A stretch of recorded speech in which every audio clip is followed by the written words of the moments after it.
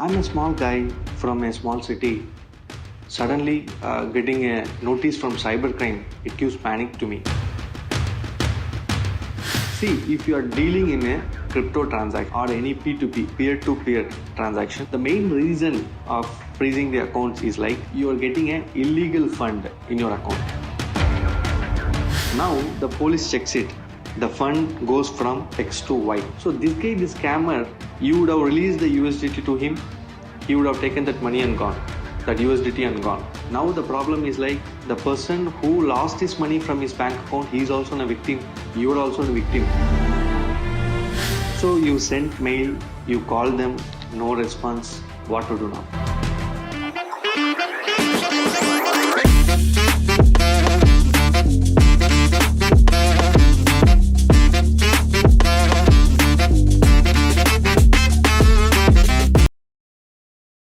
Hello friends, welcome to Taxpuram.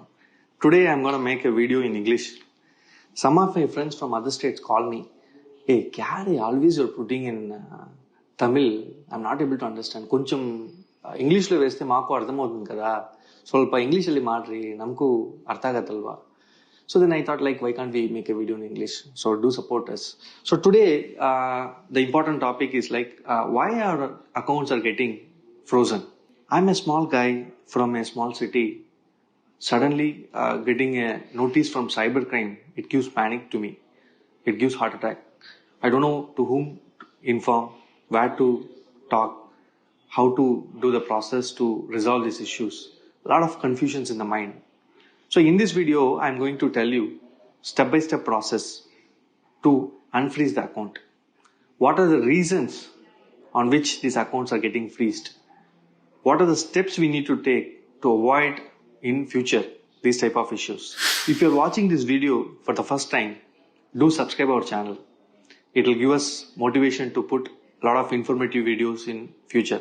Let's get started. So the first question, why my account is getting freezed? See, if you are dealing in a crypto transaction or any P2P, peer-to-peer transaction, the main reason of freezing the accounts is like you are getting an illegal fund in your account. How you are getting an illegal fund? When you are doing a P2P transaction, the person to whom you are dealing, you may not be knowing. He may be with a fake identity doing a trade with you. So when you are buying an USDT or you are selling an USDT, you will be receiving INR in your account, right?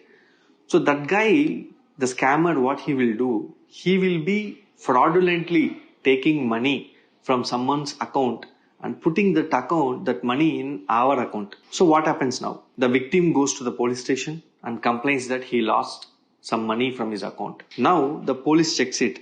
The fund goes from X to Y. So this guy, this scammer, you would have released the USDT to him. He would have taken that money and gone, that USDT and gone. Now the problem is like the person who lost his money from his bank account, he is also a victim. You are also a victim because you already given the USDT and now that your account got freezed. So the first step you need to do to know the reason, go to the bank and check for the details. You ask a bank that, sir, for which transaction my account got freezed? Give me the NCRP acknowledgement number. And they will be giving you mail ID and mobile number. After getting these details, the thing you need to do is like first you call the mobile number. As usual, they will not be picking up. If you got some response, then you try to explain the situation. They may ask you to come directly or they may ask you to send some mail. So once you collect the details, like because of which transactions your account got freezed, take the bank statements, take the P2P transaction details from the trading portal like Binance or whatever, collect the documents and send a mail to the station. So the mail ID which is given by the bank. So once you send the mail also, there are very thin chances that you will get a reply from them. So what to do now? So you sent mail, you call them, no response. What to do now? The only option to go to the respective police station. Here the problem comes.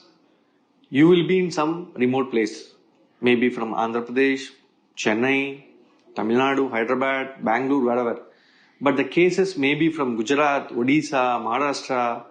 See, the problem here, in your account, the lien amount will be very small, like 3,000 or 4,000. Even the transaction amount is less. But in order to go to the station, you have to spend at least 25 to 30,000 travel cost. Is it worth? See, there are two chances here. If the account is important to you, and it's like I'm using this account for more than 10 years, a lot of EMIs are there, this account is very important for me. So then you don't have an option, you have to go to the station. So now the question comes, will they arrest me if I go there? Or they'll keep me inside or something like that. So nothing to worry. They don't do anything. Okay. So just go to the station and try to explain the situation. And obviously for this type of issues, let's say the dispute amount will be there in your account, right? The disputed transaction or disputed amount will be there. They may ask you to pay that money, plus incidental expenses also will be there. So it's like sometimes in our account, it may be hardly we may be having 10,000, 20,000. Further traveling to that much far places, spending this much money, is it worth? That's the question. So in this situation, what I suggest is like you just ignore that account, try to open a new account and move on. So now, so what to do? So you already sent a mail, you sent a mail stating that, boss, this is not my transaction, I did the P2P. So you're explaining your situation. So you sent the mail, right? So at least you responded to it. So instead of spending 2 lakhs and 3 lakhs to unfreeze this account, you just leave like that and open some other account and you can move on. But the question number 2 is like, that accounts, I need that account. At any cost, I need that account because I have some gold loans, I have some FDs. So everything is linked to that account. Now I don't have an option. I need to unfreeze that account. So in that case, irrespective of the dispute amount, you need to go to the station, talk to them and clear it. So I have an idea. Let's say if you are in dealing in some remote places, like let's say you are in Chennai, your case is from Chandigarh or Odisha, just check in the Google, in that nearby station, there will be some lawyers, right? You can call them and explain the situation. They may go to the station and check with them and give you a solution. So that may also work out sometimes. But most of the cases, the victim has to go to the station, then only it's getting resolved. So finally, let's say you went there, you gave the details, you got the NOC. Once you get the NOC, you need to give this NOC because the session, they will send the NOC copy, no objection certificate, directly to the bank. So once the NOC received by the bank will take at least 1 week to unfreeze. Some critical situation where even after going to the station also, your account may not be get unfreezed. In this situation, the final solution is to go for a writ petition. In the High Court, you need to file a writ petition stating that, boss, this is the transaction. Because of this, my account got freezed. So please help us to unfreeze the account. So the court may give an order like whatever the disputed transaction you have to pay, or you have to, let's say if you already have funds, let's say you have 10 lakhs in the account, only 2 lakhs is a disputed amount. The court may ask you to keep the 2 lakhs, they put lien on that, and balance 8 lakhs you can use, they will unfreeze the account. So this is the extreme situation.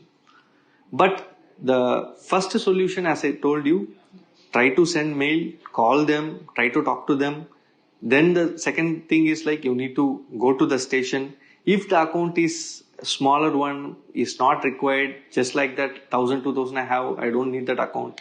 Then you just ignore that. You already sent the details, just forget it and move on. In case you need the bank account, no option, you have to go to the station. If after going to the station also, if it is not working out, then the final solution is writ petition. Like some of the frequently asked questions like, sir, will it get any problem in future? Let's say I'm a government employee or I'm working in a private company. Will that affect my job? So the answer is no. Nothing to worry. It's just a cybercrime notice. You no need to panic as if it is something like that. Oh, it is daily, I think on an average, more than 1 lakh notices being issued now because a lot of scams is happening all over the country. And even the government and police department also doesn't know how to track it. So they start sending this type of notices to bank to freeze the accounts, to trace the funds. So don't worry. So nothing will happen like that. Some people ask me like, sir, I'm living in outside country. Will it affect my visa? No. So in my view, it is not a big problem. Nothing to worry. Chill. So don't take it as if it is a big problem in your life. But one thing you need to remember, like you need to understand the situation first. At least unfreezing process will take 1 to 2 months because the government process, you have to go to the bank, get the details, go to the station, inform them, then they will send NOC. That NOC will take time. After coming NOC, the bank should take 1 week to unfreeze the account. So this is a process, at least it will take 2 months. So you have to keep in the mind that, okay, I got a problem. I need to find a solution. It will take at least 2 months. So don't get panic. So nothing to worry about it. Hope you like this video. If you like it, please subscribe, and specifically who are all dealing in crypto P2P transactions. So please share this video so that it will be helpful for them.